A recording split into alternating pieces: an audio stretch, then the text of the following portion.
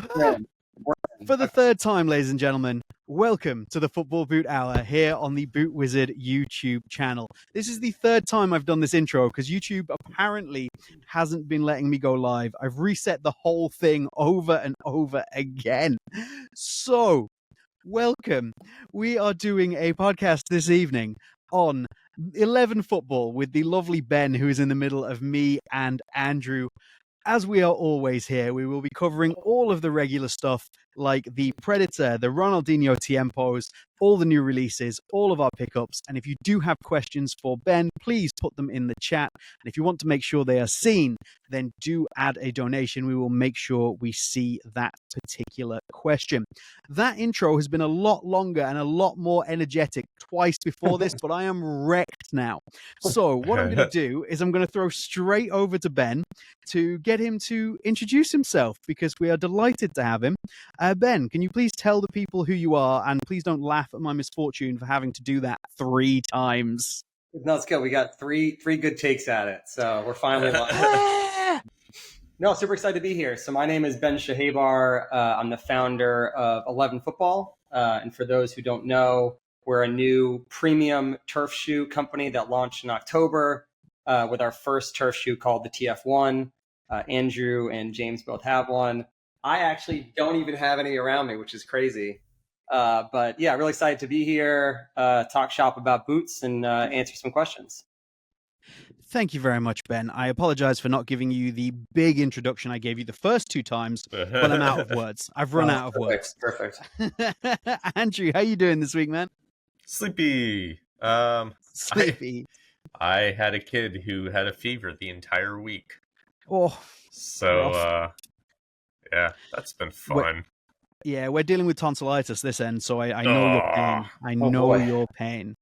Not me, just the kid, but honestly, it'd be better if it was me. Like, yeah, seriously. It's not just, from pure parenting standpoint, oh, I wish I was dealing with it, not my kid, but also the just pain in the butt.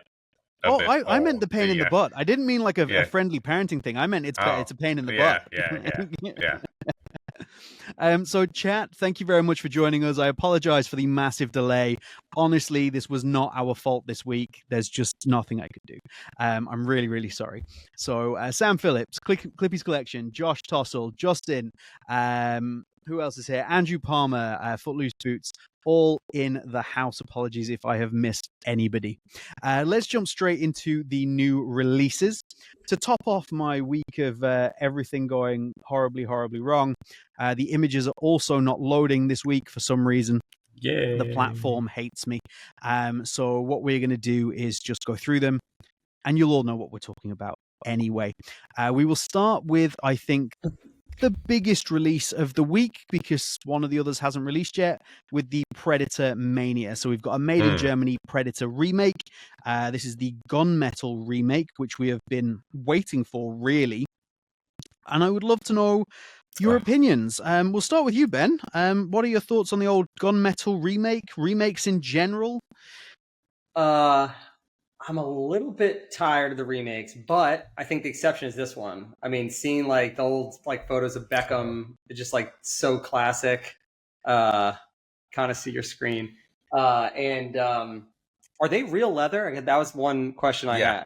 Okay. Yeah. So I think that's also awesome to see, doing a remake with real leather, keeping it true to what it was. That's really exciting. Yeah, it's not nice. kangaroo Andrew, leather though. It's no, it's they've gone calf leather, yeah, which is a little frustrating. What's your feeling on the Predator Manias? There we go. Yes, thank you. Someone needs to take control of this chaos. So I think they look great, and I think that had they released them about 4 years ago, everyone would be super, super hyped. I know people are still excited. They weren't particularly hard to get. They're not a particularly limited release. It doesn't seem, or it's like everything else where they've just made that people don't really care anymore. So they're just I might get them, I might not, that kind of thing. So I think they're great. I think they're a boot that everybody's been waiting for, but Adidas have killed their own remake hype by, I think, so Trev Dunphy was talking to us about this in the chat recently. There's, I think, 9 of these made in Germany Manias since like just under 18 months ago. Like there's like one every 2 months, and it's actually shorter than that when you look at this year and what we've had, which I think is just insane, oversaturating the market massively. But they do look very nice. That's kind of where I'm at. Andrew, what are your thoughts? If you'd like to add to that, because you obviously had to run off. Yeah, I just don't care. Yeah, I was never like. For me, I don't think the Mania is the best Predator, anyways.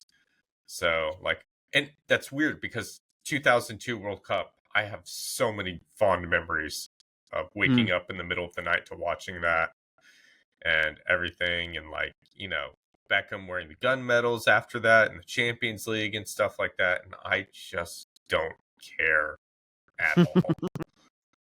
They look cool, but it's like, how many Mania remakes do we need? How many just remakes in general do we need?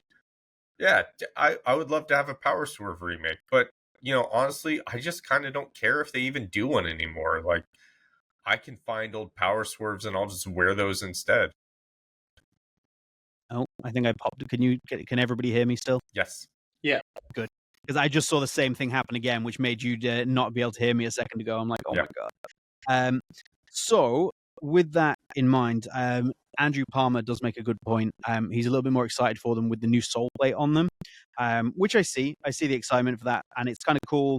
If you have managed to get them in hand already, you can see the sole plate that's on the Pred 26 with the power spine on it, which is obviously it's not the same before, but they kind of brought it back. So yeah, it will be interesting to see that, and we will be expecting a Pred 26 very soon as a result of that. So, you know, what can you do? But yeah, a lot of Josh Tossel also defo Power Swerves next, please. What we should do is rank these. So we'll bring up our old tier list just here. That image is still working. The one, it's because I never take it away. It's always there. So how do we feel about this? I am so meh about remakes that these are going to go in good for me. I'm going to match you on that only because, one, I need to offset Andrew Grinch, which someone just mentioned. But we can't go great. I feel like it's like, it's a little too played out. So I'll go with you. Okay. Yeah, Andrew? I mean, I was going to put it in May, but y'all do good, so whatever. Oh dear. Give us a better Predator to remake. So good it is. It's one of those. It's kind of like the Puma thing, isn't it? When we talk about Puma boots, if they didn't make quite so many of them, they'd all end up higher up on the list. So next up, I suppose we should go to the. Justin, this is me being objective. If you don't want me to be objective, I would say start your own podcast, but you have one. But he already did, yeah. It's a good one, too. If you haven't seen it yet, please do go and check out the Bootcast podcast. The guys are great over there. Ronaldinho's. Yes, the Ronaldinho's. That they're remaking. He's going to try and fix they're remaking a remake, basically. Yeah, explain this, because I didn't quite follow the chain, because I heard somebody else talk about this. Yeah, so basically, they've remade an old remake of the Ronaldinho's. But unlike those older remakes that I think had the Allegra leather, I can't even say it. Anyway, they had leather. Allegra K. Allegra K. Yeah, Allegra K leather. Thank you. Yeah. Of course, the guy doing leather shoes knows.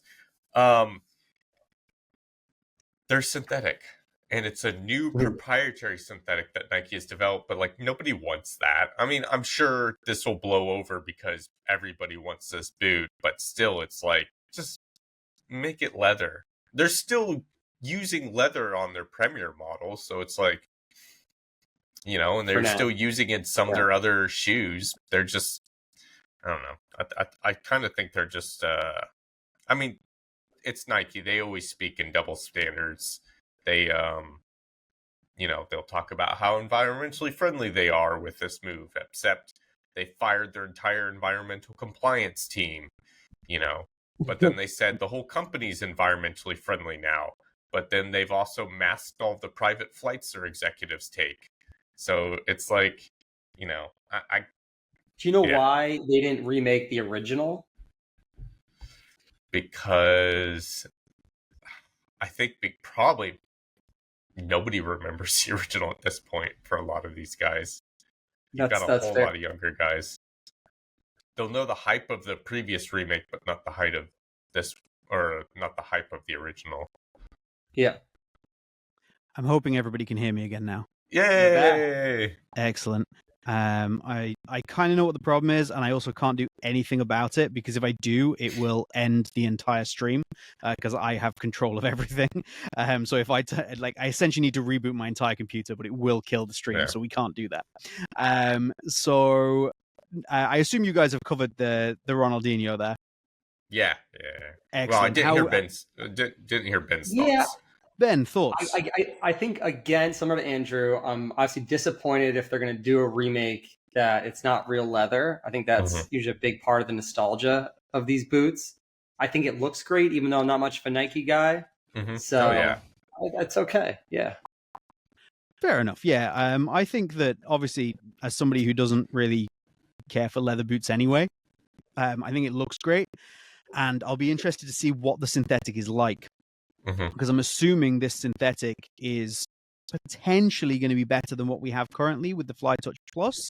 Like, is it more in line with what we're going to get with the upcoming Tiempo? So are we going to get something that really kind of gives us a good idea of what we're going to see? That's actually probably more exciting for me to see what that is. So I do want to pick up a pair. They are very, very interesting to me, but we shall see. Where do we want to rank these, ladies and gentlemen? I won't bring the tier list back up again. It's great, good, meh, bad, and awful, just for fear of breaking anything. So what are we feeling with these, Ben? Ben, what do you think? Just I don't want to do the same one every time. I'm going to go with meh on this one. Oh, wow. Okay. Yeah. I'm going with meh as well. This is a democracy, so meh it is. I would definitely go higher, I think, but the democracy rules. Leather. It's not leather. Yeah, but I don't using care. leather in other boots. I know, but they're using leather in other boots. It literally makes no sense. The Premier, I suppose, yeah. The Premier and some of their indoor boots are leather as well. That's true. That is true. Yeah, very, very good point. Okay, and it's we will not move supposed on. to be that limited. It's going to be limited, but it's not that limited. Yes, apparently. that was the information that I got, was that they're not that limited. So I don't think they're going to be particularly. They might be like Pred Mania difficult, like Gunmetal Mania difficult to pick up. As in, like, if you're there in the first couple of hours, you're not going to struggle. Like, but when you don't get a pair, don't come at us for giving you incorrect information. 10th of December. 10th. Yeah, 10th. Yeah.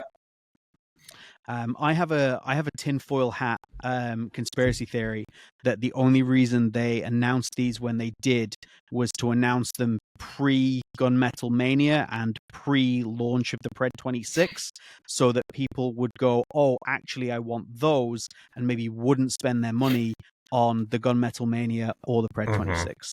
That's my tinfoil hat theory. That's why because they were announced nearly 3 weeks ahead of launch. Which seems excessive.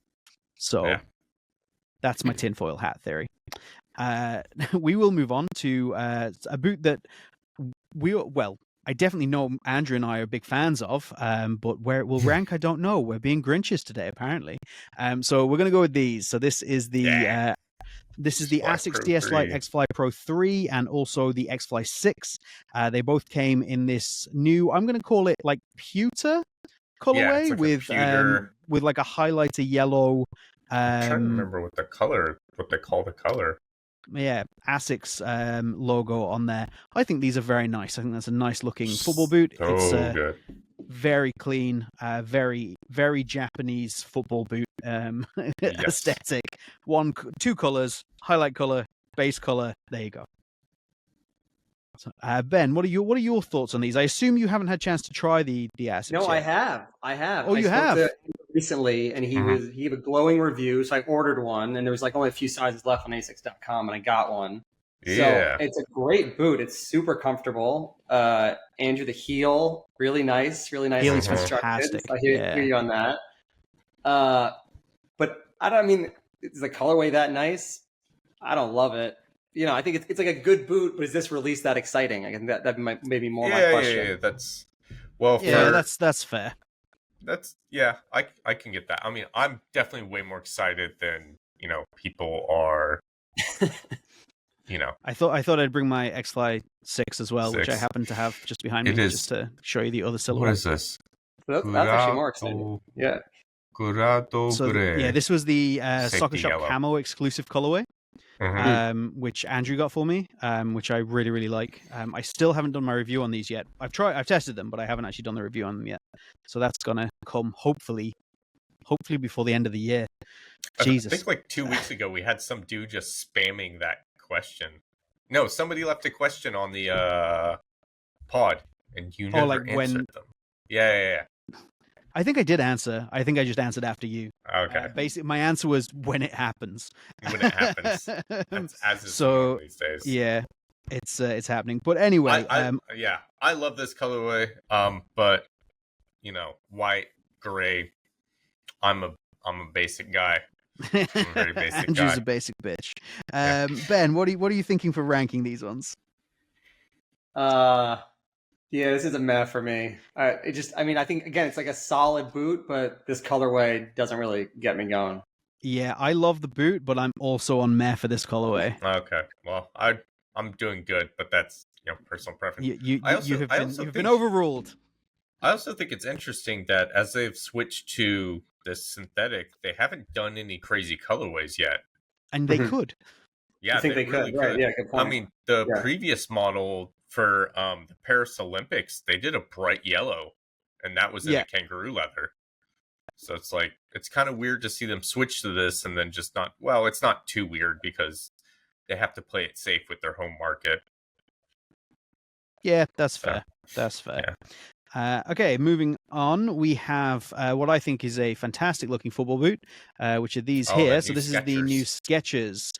So these are the chrome Skechers boots, which apparently are limited to only 250 pairs, which is kind of nuts. Pretty cool. We have some friends that got them. Josh Tossell got a pair. He also got a pair of Gunmetal Manias gifted to him by Adidas. As kind of congratulations. Spoiled boy. So we want to say big congratulations to Josh, and also enjoy your Gunmetal Manias. But yeah, he got a pair of these. Substance Football got a pair of these. So there's a good few pairs that our friends have got, which we love to see. And I am just going to say that I love these. I think these are a really fantastic looking boot. I think that chrome finish is really incredible. Good. So that's my thoughts. That's kind of nice juxtaposition. Like you've got this really nice chrome SKX that ASICS could potentially remake that chrome in their boots, but they decide to do like a pewter instead. So, Yeah, absolutely. Ben, what are your thoughts on these? This kind of feels like the opposite of your brand's vibe. Like you've gone for understated and like classy, and this has just gone like all out chrome. This is bling. I think as a strategy it makes sense. I mean, and I think in general I'm rooting for Skechers because I want smaller brands to really challenge Nike and Adidas and sort of Puma. So I'd say I'm excited about this colorway. It's not my style, certainly not my play style, but I'm excited about it. Nice. Andrew? Yeah, I think it's a great colorway. It'd be cool. It'd be cool to try an SKX at some point. Just saying. I was waiting for this. If Skechers wants to come through for me, that'd be cool. However, we shall move on to the final boots of the week, because we do want to get into some good questions, some good stuff with Ben, and we're already 25 minutes in as always. And wait, we gotta rank them. Oh, sorry. God, who's running this podcast? Ben's all over this. And I want to give my only great of the night, and it's not going to be used on Puma. So let's go for it. You've seen this podcast before. Man, this is a guy who knows what's going on with this pod. Yeah, knows his audience. So great. That's also great for me. Andrew? Yeah, it's great. Great all around. It is a Josh is like, great. I like Ben. Josh Tossell immediately likes Ben. let's clip this, send it to Skechers, and then we'll get you a pair. Yeah, right. That's, I'll get a pair at some point. The sad thing is, like, now it might not make it into my boots of the year list. Don't say that on yeah, because you haven't tried it. line. So yeah, it wouldn't be able to. I haven't tried it's it. Definitely going to make it into mine.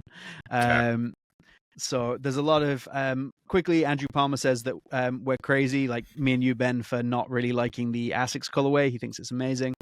Josh Tossell is definitely throwing a little shade at Andrew by just mentioning that he's had a couple of pairs of the SKX. I think he's up to about 8 different pairs that he's tried now. Yeah. But anywho, okay. So the reason I've saved this one till last is because I have the majority of these boots here. So this is the new Puma release. I'm going to fly through this quite quickly because I don't want to spend a huge amount of time on it. So we got the new Puma Future 9 Ultimate right here. My initial impressions of having them is that they're better than the 8, but that was such a low fucking bar that it really doesn't matter. It's still not a great football boot by any stretch of the imagination. This apparently is the AG model. My arse. Like the studs in the back are still very long for an AG boot. So are they hollowed out or what? Are they? They have like a tiny little kind of bit here, but they're not. They haven't really done anything. So for me, the AG model is also nonsense. They're incredibly heavy. They run half a size long. Yeah, like that's no point. Don't buy them. Yeah, don't like. I haven't even done the review yet. I have worn them once, but yeah, don't buy them is my advice.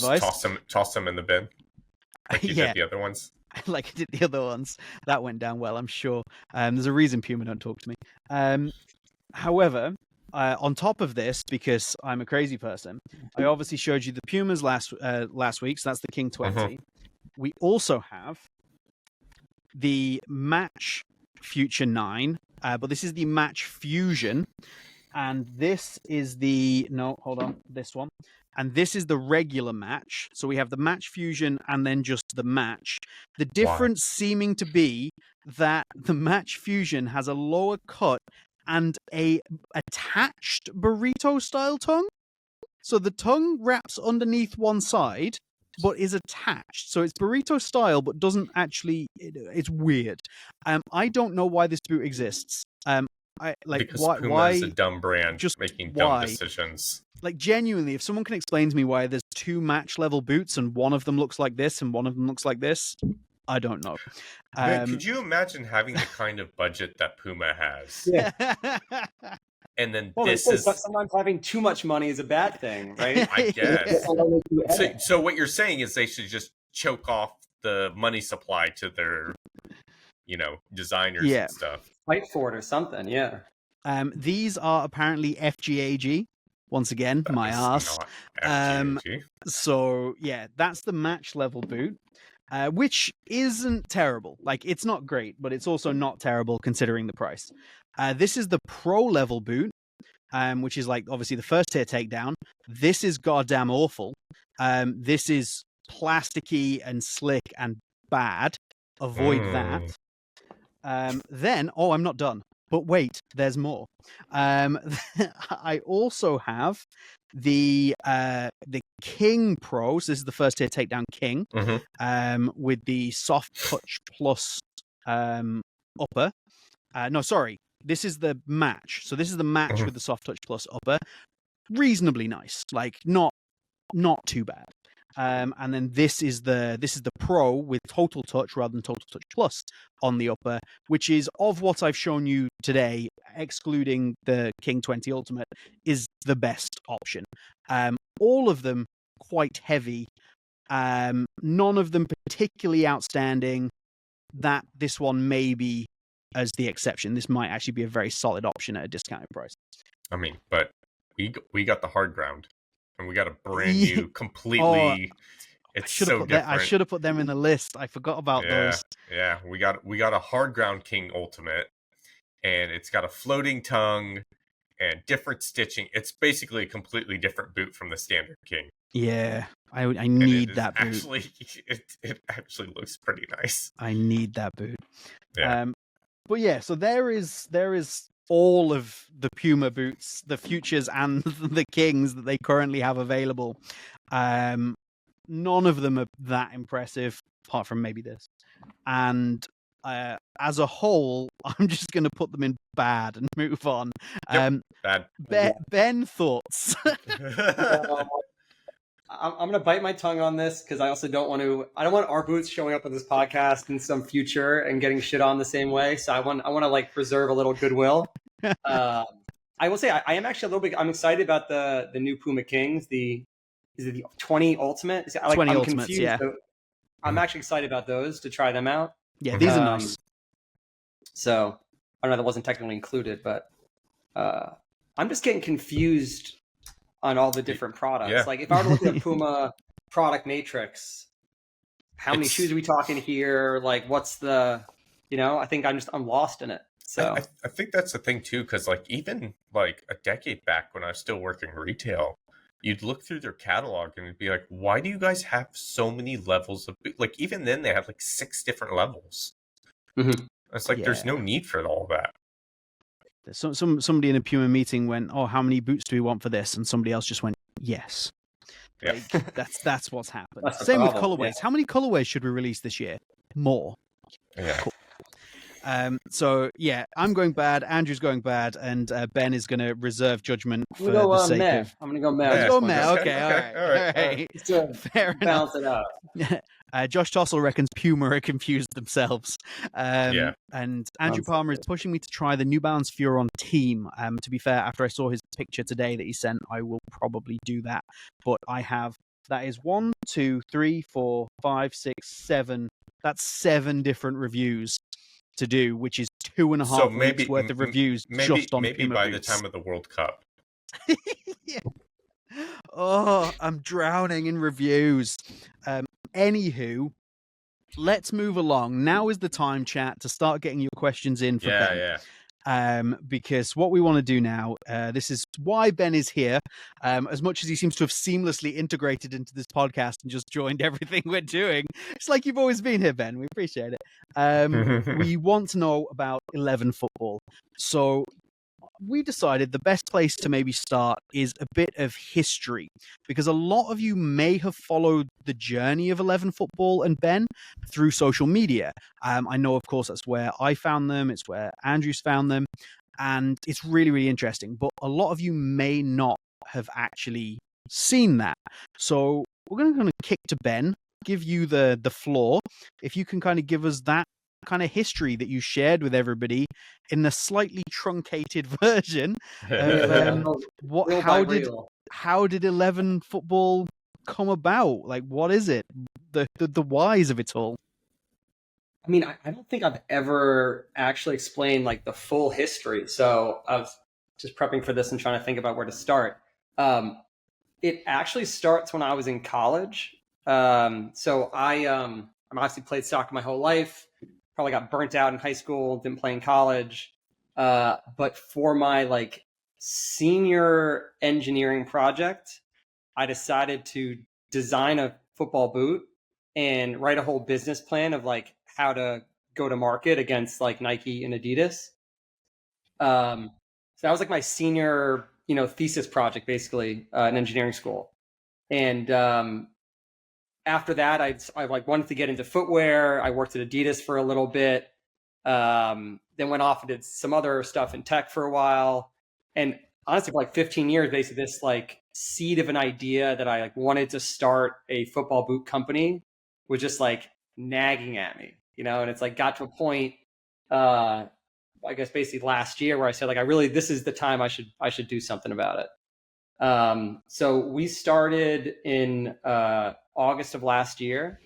I teamed up with designer Tom Rushbrook, who worked at Puma a while ago. Mostly his career was at Nike. And originally I wanted to do like a proper firm ground cleat. And he honestly just like talked me out of it. He said it's really, really complicated to do that as a first product. It's actually way more expensive. And we were just like, concerned of just throwing another soccer cleat into the mix. So we saw a little more of an opportunity in turf, where really like the thought is, a lot of the big brands have sort of ignored the turf market. A lot of their turf shoes are more or less like just like low quality versions. They're crap. Again, it's okay. Biting my tongue, trying to be polite. Yeah, they're low quality versions of the elite boots. That's not what we do here. Never do that. So yeah, we sort of saw a lane for a premium turf shoe, and that's like, I guess from the strategy side, that's where we started. And I've started posting on Instagram probably around January of this year, because someone said you got to do it. It's the way to get the brand out there. Not something that I'm naturally inclined to do, so it's certainly like a little bit of a hill to climb. But yeah, we are in development basically for a year and just launched in October. So that's kind of the history. That's where we're at. It has been really, really cool to see that, though, because there's a lot of behind the scenes stuff that you'll see, like maybe you'll see a YouTube video about like the development instead of like more of like a step-by-step process, which I think a lot of people really don't, almost nobody lets you peek behind the curtain like that. You'll see bits and pieces here and there. It's fun. It's been a lot of fun to do. And, even though I have a background in engineering and I worked at Adidas for 1 year, it's not like crazy amount of time. I was learning all of this on the fly as well. So all the stuff I'm posting about of, here's the latest prototype and here are the different features. Like, these are all things that I'm learning on the fly. And I guess it's been fun to share that with everybody else at the same time. Yeah, no, it was really fun to watch. I think as soon as we saw, a lot of us saw that's what was happening, the interest was immediately there. Like, especially from obviously like us, the people in the chat, things like that. There's just this immediate like, oh, that's really cool. That's not something we get to see. And there's so many of us that are, we live and breathe boots. And there's very little we haven't seen or don't know about stuff. So to see something like that, which was genuinely informative and also different, I think made a lot of difference to at least the boot heads. I can't speak for, the general consumer, but this podcast is generally boot heads. So most of the people who are watching this are probably going to be in that boat, I would say. Yeah, I mean, and I also, I think sharing the journey on Instagram the way I did and have been, I think, I got a lot in return too. I think like starting business, especially as a solo founder, is can be a very lonely game, and I think putting my stuff out there, hearing people's comments, encouragement, whatever, I think that it's been a big part of the journey, honestly, is like feeling supported and pushed along by others. That what I'm doing isn't stupid. Maybe kind of absurd, but not idiotic. Not stupid. Yeah, absolutely. So I suppose we should talk about the shoe itself. So we obviously had the development, and this is the final product. So this is where we got to, and I think, oh, sorry, pardon me. Andrew's doing the same thing. We're both dying simultaneously. Oh my gosh. I think we should kind of break down maybe the shoe, some of the features, which I absolutely want to do from your perspective. However, the first thing that I want to talk about, because I find this so interesting as a design point, is the drop-in midsole. So, kind of why this design and what is the benefit of this design? Yes. One, I can't take credit for it. This was Tom's idea. And we also, inspired by, there's some older basketball shoes. I think like the Kobe something had a drop-in midsole. I'd say the big technical advantage is that with a sport where there's a lot of lateral movement, you're getting almost like running shoe like comfort, but with the stability you need in a soccer boot, because the foam itself is essentially encapsulated inside the shoe. So if that midsole was outside the shoe and as soft as it is, you'd be like sliding all over the place. The cushion would be shearing. But because it's encapsulated inside the shoe, it's kind of locked in place. And I think, again, this is my first time wearing a shoe that had a drop-in midsole. Your foot being directly on the midsole is a very unique feeling, because even in a running shoe, it's, your foot, your sock, the strobel, right, which is basically the bottom of the shoe, and then the midsole. It's just a different feeling. And if you guys have tried it on, maybe you can attest to that. Yeah, for sure. Like, it definitely is. It's unique in what it offers. It's definitely different, and I think it's more different because it is like a turf shoe. Like, if you compare it to maybe a feeling that you'd get from like a boot, it's not quite so far away, if that makes sense. But if you compare it to what you would get from a turf, it does feel very different having that. And it does feel like, I suppose it is more comfortable, but it's more the way that it wraps up the sides that makes a big difference to how you sit in the shoe. So it's a really interesting blend, especially with something that I suppose is something we could touch on, that for me actually would double up as something that's fairly casual with quite a performance feeling. Was that like a deliberate choice to make it something that's quite casual, like looking like? That was sort of the brief. Is we wanted to create, I would say, like a lifestyle performance shoe, something that you're just as comfortable playing in, it's true performance, as you are walking to the pitch, heading to the bar afterwards. So that was really the brief for it. And you can kind of tell, like, in the design as well, that there's a sneaker, aspect to it. So that was really what we were going for, because I think that's how most pickup players play, right? It's like you walk to the pitch, you go and like hang out with your friends afterwards, and we really wanted to embody that culture in the shoe. Nice. That makes perfect sense. There's Andrew, I kind of cut you off there. No, it's totally fine. It was making me think, because there's this guy named KG who's a YouTuber, and he's in Japan for like 2 months, and he's a street player basically, and he has been doing a lot of like freestyle tournaments and going to a lot of freestyle tournaments, and it's like, man, maybe like 1 or 2 people are wearing actual like street inspired, football product in terms of their shoes. But the rest of them, they're just wearing like plimsolls and stuff like that. Like, they're not wearing, I don't know.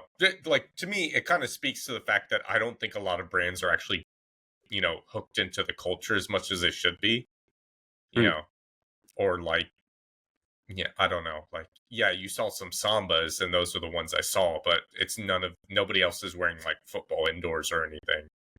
And I just don't think, I don't know. Like this, I do think, like, going for, performance and lifestyle, you are kind of bridging a gap somewhat. So I'll be interested to see if it starts infiltrating that space. Yeah, for sure. I would love to get our shoes on some freestylers that make some good clips. Absolutely, yeah, that would look fantastic, wouldn't it? We need some freestylers to pick them up. Just kind of moving into some other stuff on the rest of the shoe. I've got some questions kind of coming into the chat here for us to cover. So AD's got a good question here. So he says, in your opinion, are brands moving away from leather for genuine environmental reasons, or is it purely financial?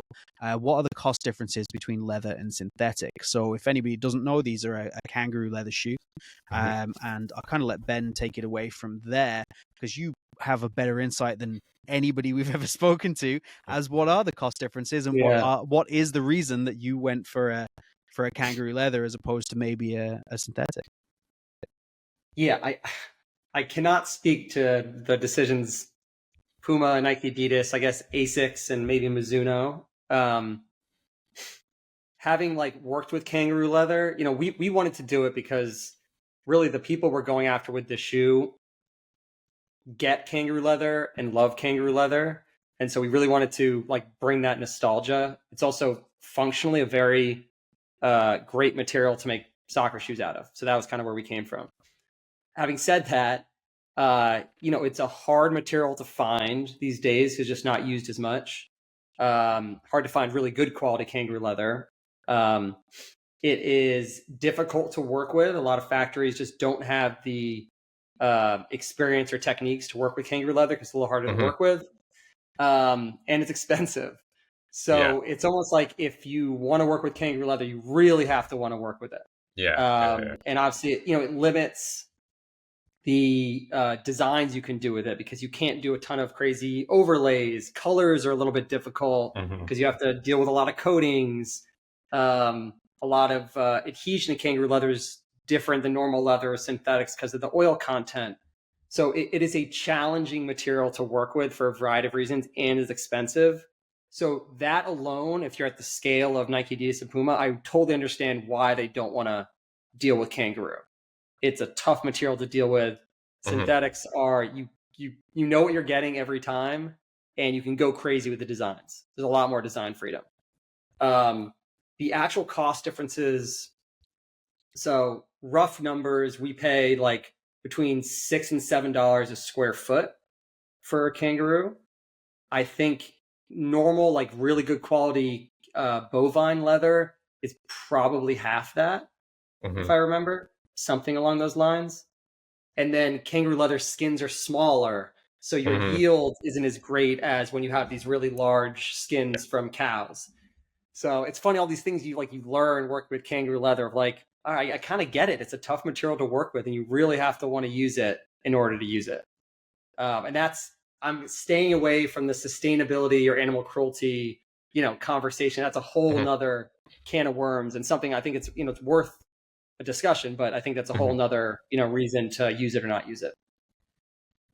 Yeah, for sure. And I think that's a great answer to the question, to be fair. Absolutely. So, hold on one second. There was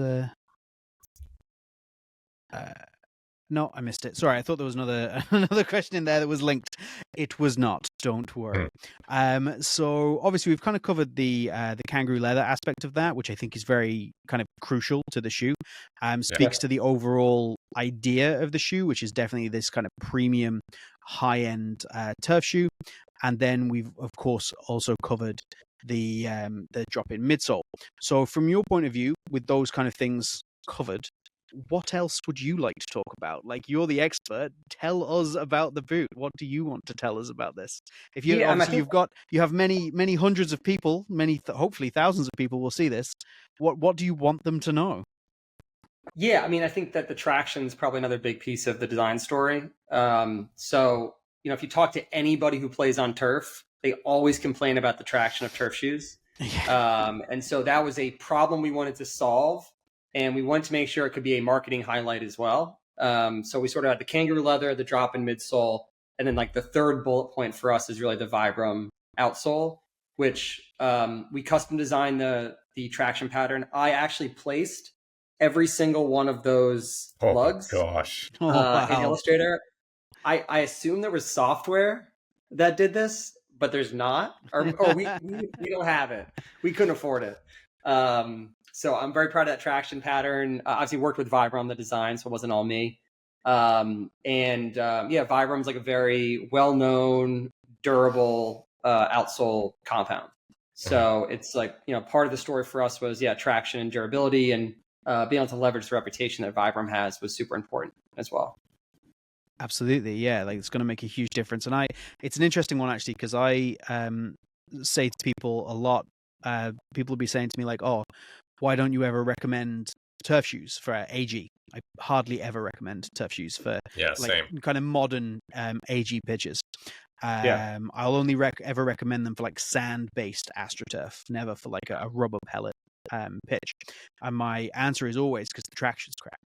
Like, it doesn't matter. Like, if those pitches get wet and you put on a turf shoe, you're gonna slip. Like, the traction is crap. And I must say that I've been out on the AG pitch that I normally play on in these, which is one of the reasons they're absolutely not clean. I also did the whole go to the pitch, go to the bar afterwards, sit theory with them.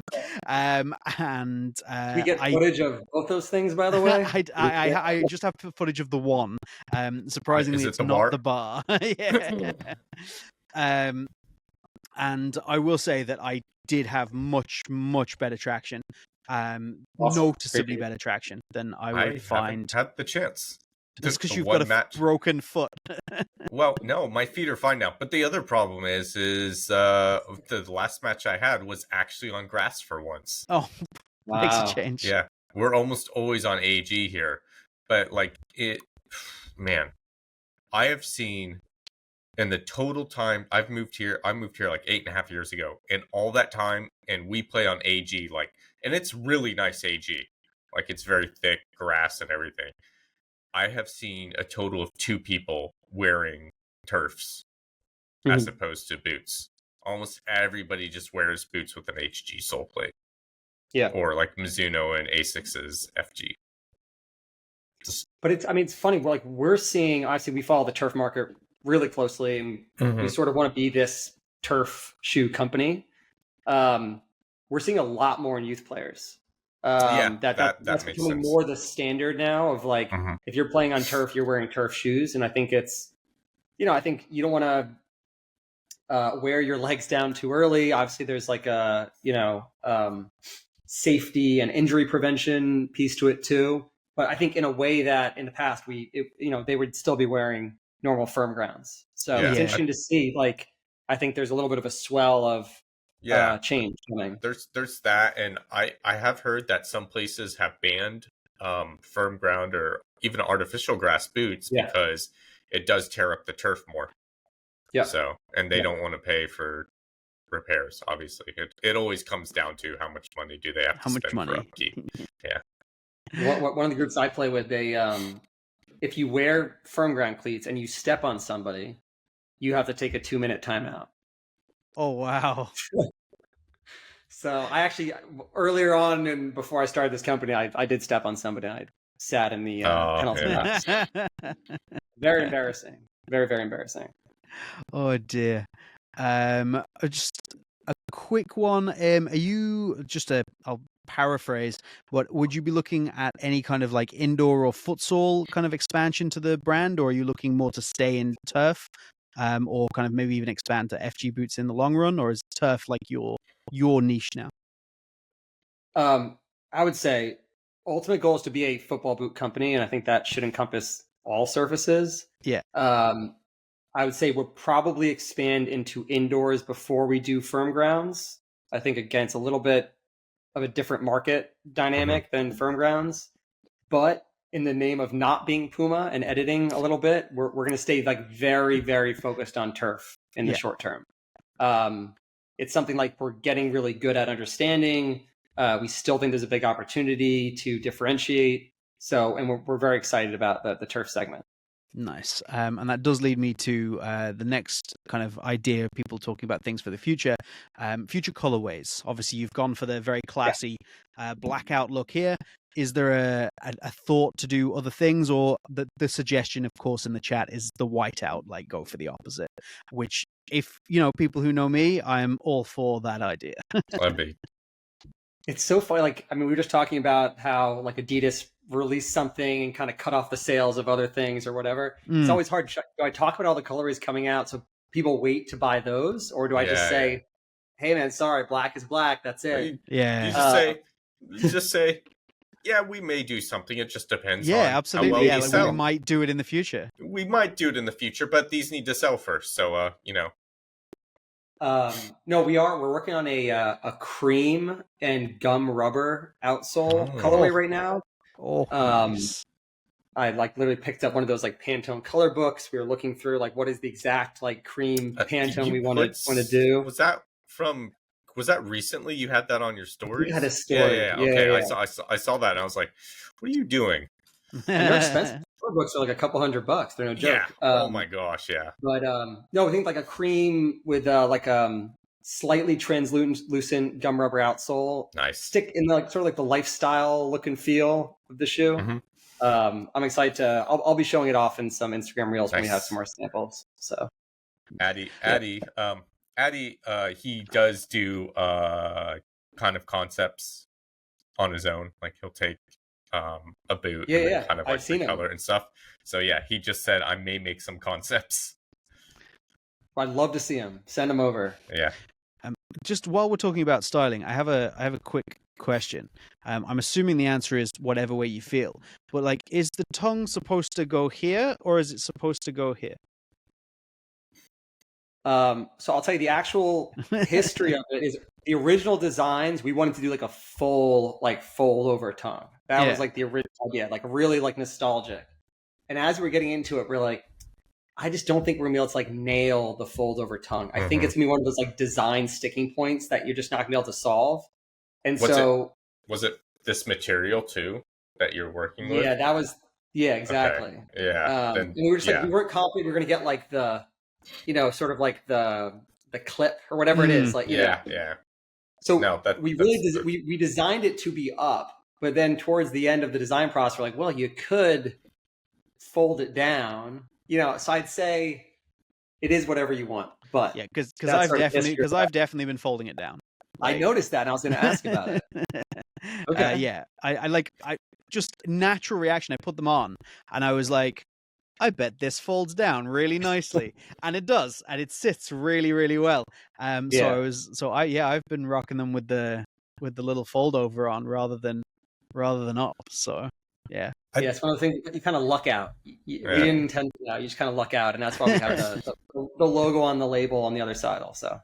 I actually had a question because I think the drop-in midsole and the tongue, I think those are huge differentiators for y'all versus other brands or anything on the market really.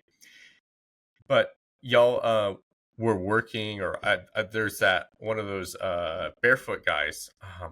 What's his name? Josh. No. Yes, it's the barefoot reviews. Yeah. And then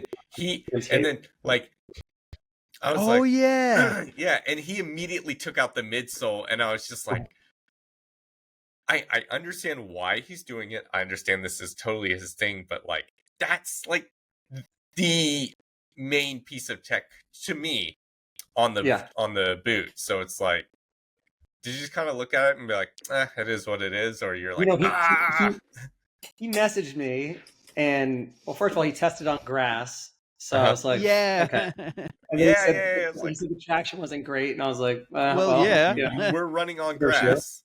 And then he was asking, like, can you take out the insole? And I said, look, I wouldn't recommend it, but if you feel comfortable in it, he wanted to get more volume in the shoe. So if you take out that drop in, you have like, a lot more volume for your foot, which is great. But I think there's also the conversation around like if you want to use custom insoles or insoles you want to swap in, like how does that work with a drop in? So we're thinking about that. I don't know how to, accommodate all of those needs in the next product, but it's good to hear that you think the drop in is unique and different. Because I think what we're trying to figure out now is what of this first model do you bring to a second model, right? Like what are the key elements that we can build the brand around that will keep us differentiated? I do think the drop-in midsole and the whole monosock construction that connects the drop-in midsole specifically, I think that kind of needs to be, personally, that's the through line for me. Yeah. Cool. Yeah. And it doesn't mean like, and you and I talked privately before about thinning that out, or if that's possible. I don't want to like, tell people like, hey, Ben said this. No, but like, like whether that can be thinned out or stuff, variations of that concept. But I think that concept should be a good through line for y'all. I will say the other thing, as far as having, being able to accommodate for different insoles, just by virtue of it being a turf boot, I do think you kind of eliminate.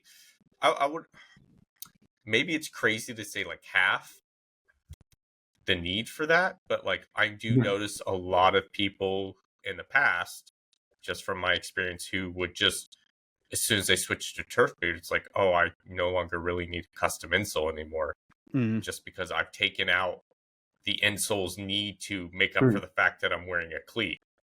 That there's no cushion or something. And I live in Texas. Like, yes, don't wear this on grass, but there are fields in Texas where it's like, this would work really well. Like, we had a place we used to play on that was a city garbage dump. And then they covered it over and turned it into soccer fields. Yeah. And because they did that in the 80s, and because the fields have been used so much, some of the concrete was coming through. Oh my God. And so, like, you go in for a slide tackle and you come up and half your arm is bleeding.